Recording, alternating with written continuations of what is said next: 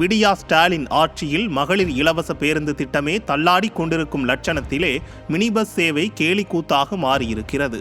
அரசு பேருந்தில் கல்யாணத்துக்கு புறப்பட்டா உயிரோடு வீடு திரும்புவோமா என அரசு பேருந்து சேவை மரண பயத்தை ஏற்படுத்தி வரும் இன்றைய நிலையில் மினி பஸ் சேவை திட்டம் முழுமையாக செயல்பாட்டுக்கு வருமா என்ற கேள்வி எழுந்துள்ளது.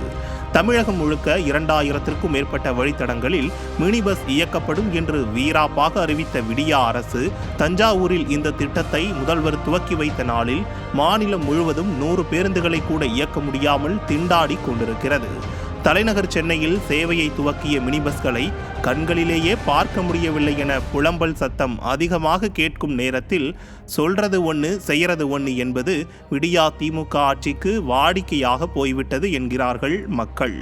மாலை நேரங்களில் மகளிர் இலவச பேருந்துகளே கிராமங்களில் இயக்கப்படாத போது மினி பஸ் சேவையும் எந்த லட்சணத்தில் இருக்குமோ என சந்தேகம் கிளப்புகிறார்கள் பெண்கள்.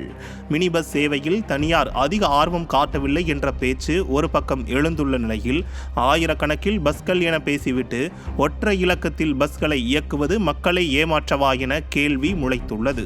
திட்டங்களை அறிவிப்பதில் காட்டும் வேகத்திலும் அதற்காக கோடிக்கணக்கில் பணத்தை கொட்டி விளம்பரம் வெளிப்படுத்துவதற்கும் துடிக்கும் விடியா ஸ்டாலின் அரசு அறிவிப்பு வெளியிட்டவாறு ஆயிரக்கணக்கான மினி பஸ்களை என்றைக்கு இயக்கும், அந்த நாளை கண்களால் பார்க்க முடியுமா என ஏக்கத்தோடு கேள்வி கேட்கிறார்கள் பஸ் பயணிகள்.